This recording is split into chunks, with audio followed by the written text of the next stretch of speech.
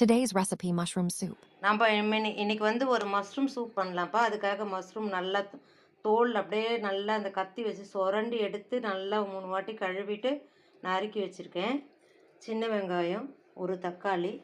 இப்போ நம்ம எப்படி பண்ணலான்னு பார்க்கலாம் பாருங்கள். கார்ன், பச்சை பட்டாணி இதெல்லாம் போட்டு பண்ணலாம். 1 ஸ்பூன் வெண்ணெய் போட்டுட்டேன். சீரகம் பொரியுது பாருங்கள்.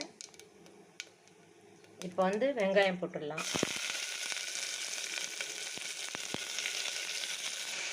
அந்த வெங்காயம் கொஞ்சம் லைட்டாக வதங்கின உடனே தக்காளி போட்டேன்ப்பா. இப்போ நம்ம கொஞ்சம் உப்பு போடலாம் அந்த தக்காளி வதங்கிறதுக்கு. நான் உப்பு மஸ்துக்கும் போட்டுடலாம். போட்டு வதங்கிட்டாங்க.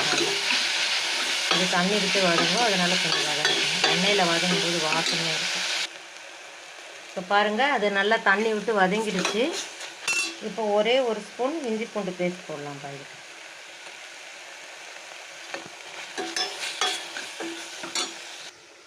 இப்போ நம்ம வீட்டிலேயே அரைச்ச கரம் மசாலா போட்டுடலாம். இதுக்கு ஒரு ஸ்பூன் அளவுக்கு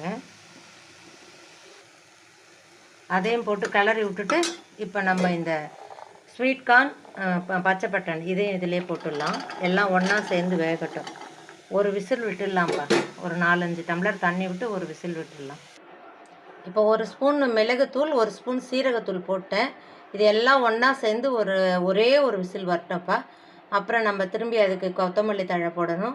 கார்ன்ஃப்ளவர் கொஞ்சோண்டு கரைச்சி விட்டு எப்படி சூப் ரெடி பண்ணலான்னு பார்க்கலாம்.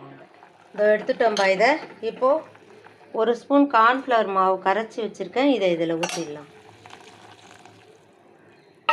ஊற்றிட்டு இப்போ தேவையான அளவுக்கு நம்ம தண்ணி ஊற்றிடலாம்.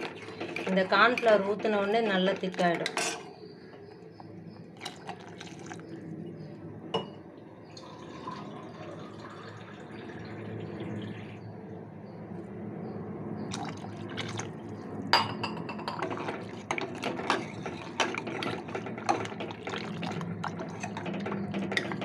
கொத்தமல்லியும் தூவி விட்டுடலாம்.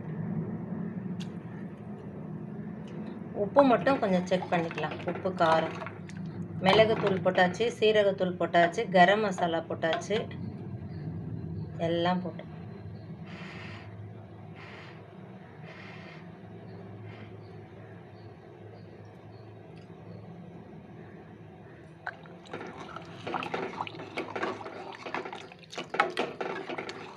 சூப்பரான சூப்பு ரெடி. பார்க்கலாம் இருங்க. ஒரு 2 கொதி கொதிக்கட்டும். அப்போ தான் அந்த கார்ன்ஃப்ளவர் மாவு வேகும். அப்போ தான் நல்லாயிருக்கும். நல்லா கொதிச்சிருச்சுப்பா. சூப்பரான சூப்பு ரெடி. இங்கே பாருங்கள், ரொம்ப அருமையான சூப்பு. நீங்களும் இது மாதிரி செய்து சாப்பிட்டு பாருங்கள். வாழ்க வளமுடன்.